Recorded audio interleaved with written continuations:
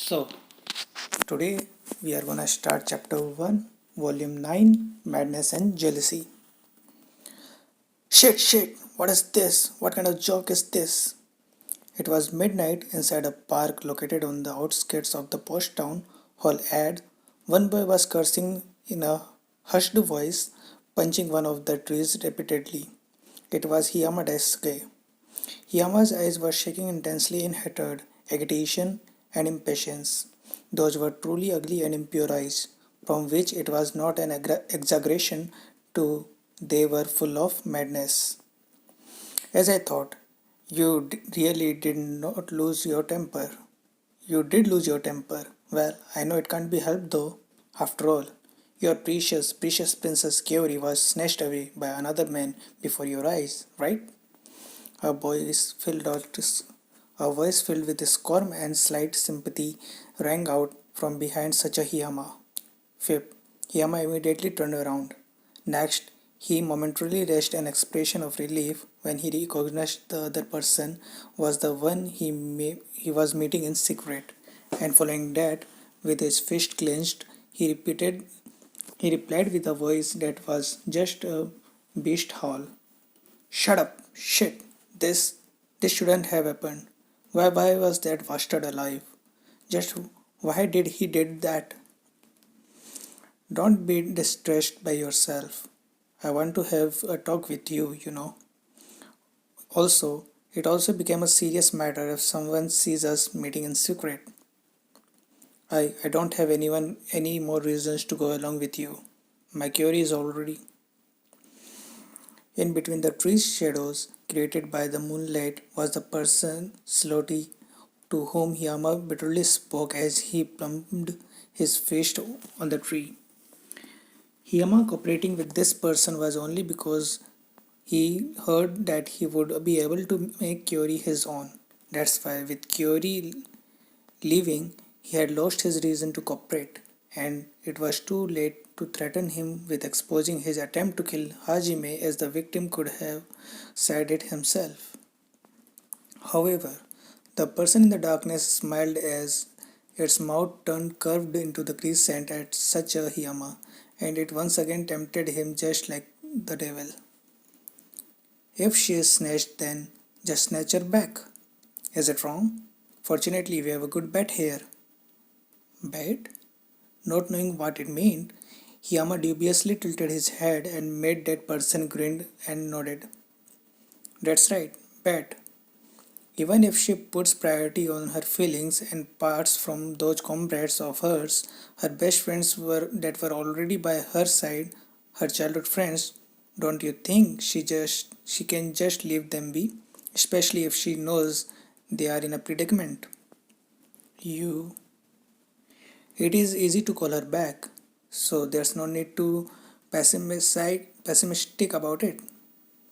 Especially in this case, even I got a chill, but I'm glad that it resulted in something convenient for me. Yup, it could be said as a godsend. Shall we finish everything once we return to the imperial capital? Then you will surely obtain what you desire. Though knowing it was useless, Hiyama glared at his complice that stayed in the shadow. Even receiving his gaze, the person before Hiyama laughed normally. Though he didn't know all of the person's plan from their previous word, Hiyama could have guessed that it would involve injuring the other classmates. For their own objective, they could easily betray their classmates with whom they shared joy and sorrow with. Following that, a chill ran down his spine as he couldn't feel any guilt from that person. A nasty person as always, but I also cannot back down anymore. I must do it to get my Kyori back, that's all. There's nothing to hesitate about. This is for Kyori, I'm just a sir. Yama only thought of himself and his confusion has already been disappeared. Because of his compliance, he was made to look away from the thing he must see, believing that his actions was justified while it all stemmed from his desire for Kyori. The Siloti turned silent as it understood Hiyama's feelings, smiling it awaited for Hiyama's answer. Okay, just like before. I'll lend you my hand. However, I understand. I will obtain what I desired and you will obtain yours. Give and take. Isn't it a nice word? From now on is crucial. The case in the imperial capital too. Can I leave that to you? Without minding Hiyama's distorted expression, that person turned in on their heels and disappeared, as if merging with the space between the trees. Afterwards, what was left was the fallen boy whose eyes were filled with darkness. On the other hand, at that time the suspicious meeting happened in the outskirts of the town. Another boy and girl were also standing under the moonlight. They weren't in the location where the secret meeting happened. They were on a small arched bridge above one of the waterways that passed through between the shops and the back alleys of the town. A lot of waterways were built for the large number of restaurants and service buildings, and the boy on the bridge was looking down on the flowing water surface as it reflected the moon above it under the moonlight. More accurately, it wasn't looking but dropping his head. Moreover, his expression was dark, far from his usual shine. The boy's appearance was just like that of a person whose company bankrupted, incurred large amounts of debt, and was now despairing about his future as he looked far into the distance, into the twilight. It was our hero, Amanugawa Kyoki. Do you not want to talk? A voice called out to Kyoki, who didn't look away from the moon reflected on the water surface. It was his childhood friend from for 10 years, the pair of the girls that went away, Yagashi Shizuku. Unlike Kyoki, Shizuku was entrusting her back to the bridge railing, looking up at the moon in the sky. Towards the railing, her trademark ponytail swaying. The plane was Towards the railing, her trademark ponytail was swaying, playing in the wind. Without looking at his childhood friend and Shizuku, who was not looking at him, Kyoki replied as he continued to look at the moon. Is there something you want to say? There was no answer. No, Kyoki just could not answer her. Even though he was looking at the moon reflected on the water surface, what was in his mind was the spectacle of Kyori speaking her feelings. Within her anxiety and rejoice, as if praying, she spoke her feelings without any hint of a lie, which even convinced Kyoki, whose denseness was at the level of chronic disease. Kyoki and Kyori were childhood friends for about 10 years, but he was hurt when he saw her beautiful strength. He had never seen Kyori met such an expression.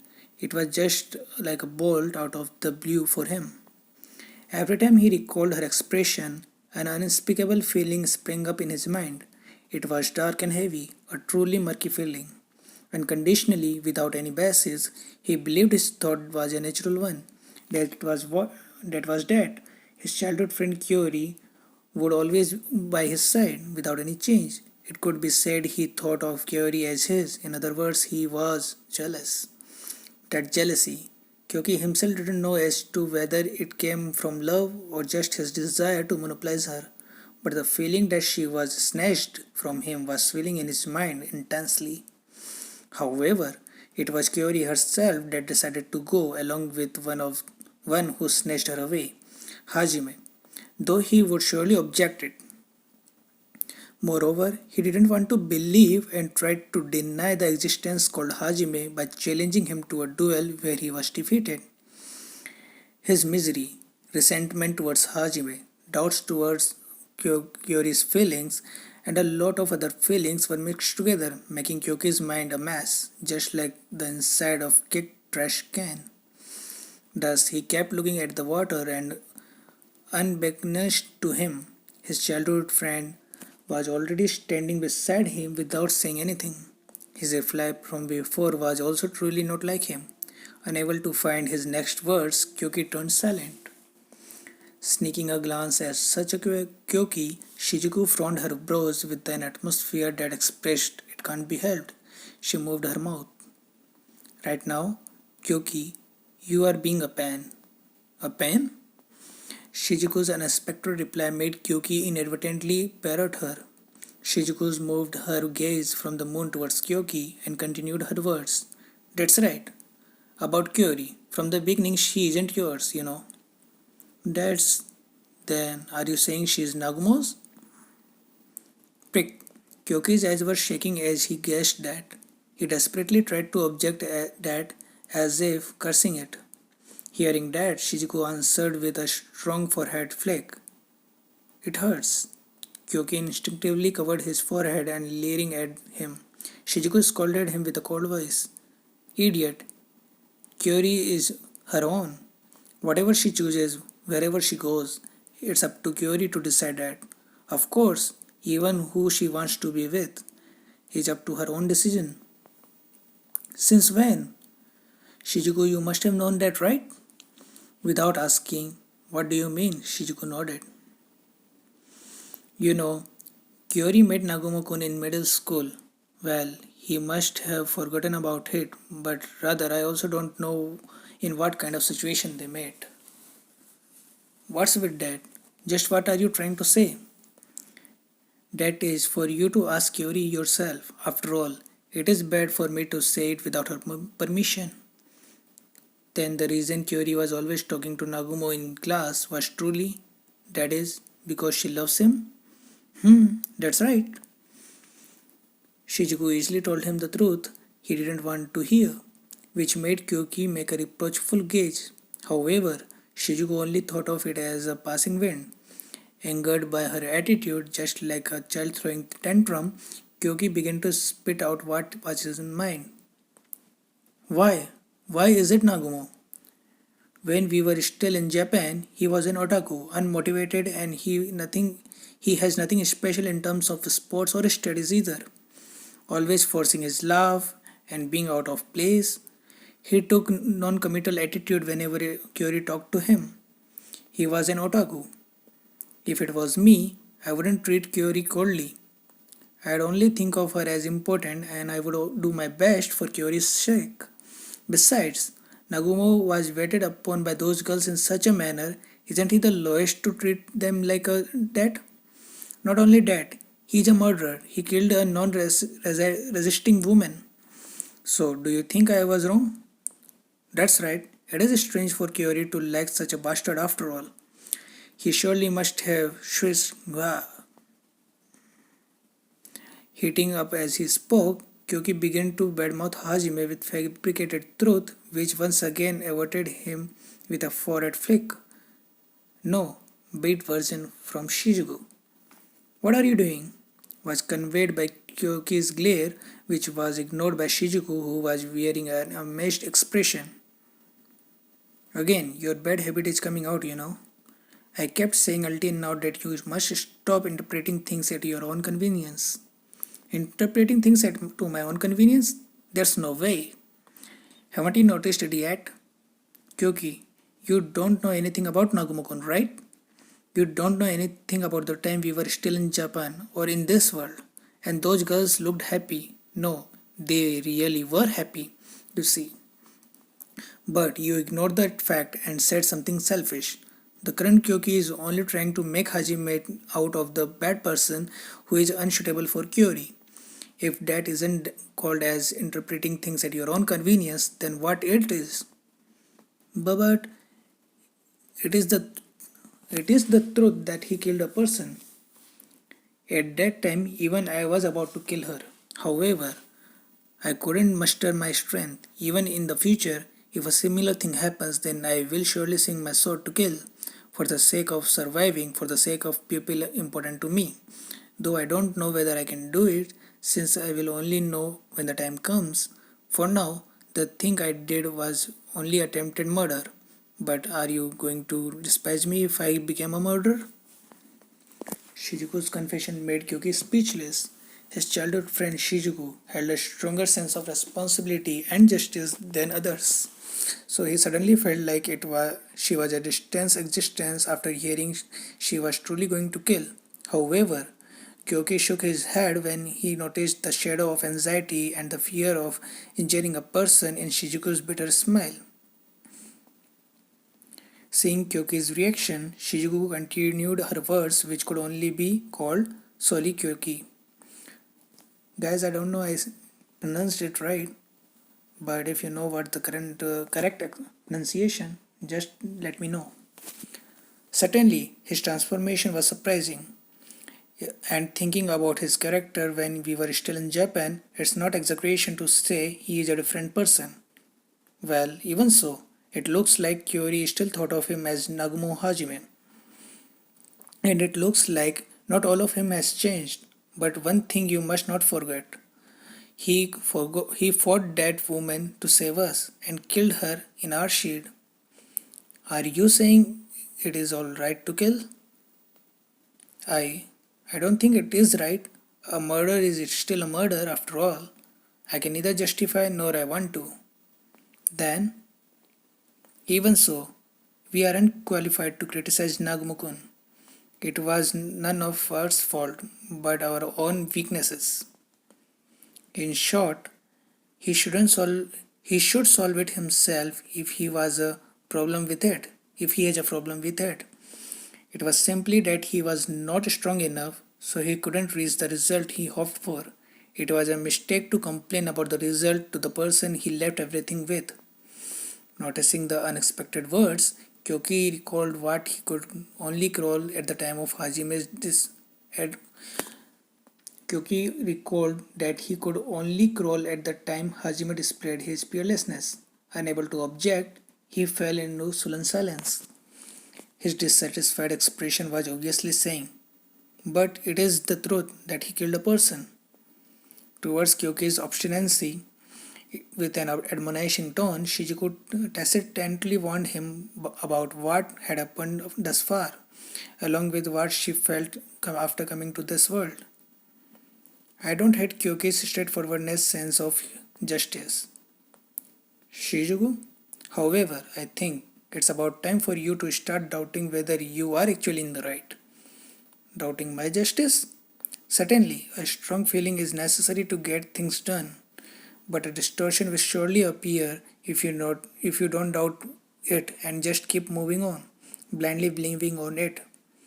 That's why when that happens, I want you to react to it by wondering if you are really in the right or whether you still need to do it even if you know it's wrong. It isn't bad if you continue to think like that, okay? Truthfully, it is difficult to keep on living rightfully. Having come to this world, I cut lives even though they were demonic beasts. I've come to think so.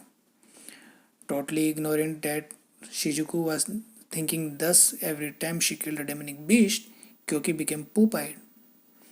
Kyoki, you are not always the correct one, and even if you are in the right, you should know that your rightfulness can become a lethal weapon. Well, the way you interpreted things at your own convenience this time was not coming from your conviction of justice, it is coming from your jealousy. No, for me to feel jealous? It is uncool to make an excuse to deceive me here. Kyoki once again cast his gaze down, looking at the moon on the water surface. However, the dark mood from a while ago had weakened, and he seemed to be thinking deeply about something. Anyway, he had avoided rushing into the spiral of negativity, and Shizuku leaked a sigh of relief, knowing that. Thus, thinking that it was necessary to leave him alone for now, Shizuku stopped leaning on the railing and tried to leave quietly the place. Then Kyoki muttered came from behind Shizuku, who had already turned on her heels. Shizuku, you won't go anywhere, right? What's with all of a sudden? Please don't go, Shizuku. Kyoki's words were as if he was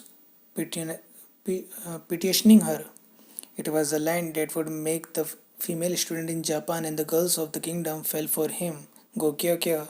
But unfortunately, Shizuku only displayed an amazed expression.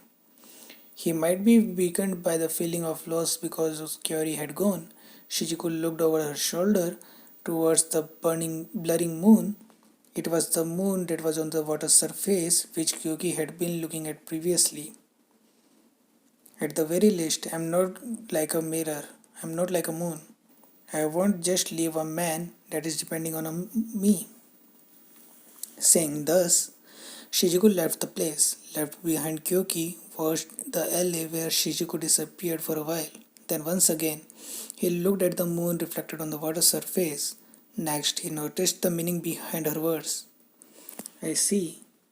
The moon reflected on the water surface. Flowers reflected on the mirror and the moon reflected on the water surface. Those were words speaking about a thing that could be seen but not be reached, visible but with no substance, just like a reflection.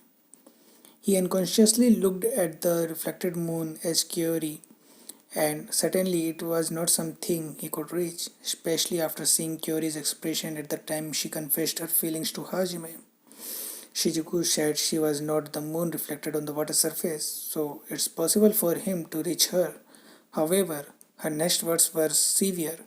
Kyoki inadvertently made a weary smile. He thought about what he had just said to his childhood friend. Kyoki stopped looking at the reflected moon. He looked up at the sky.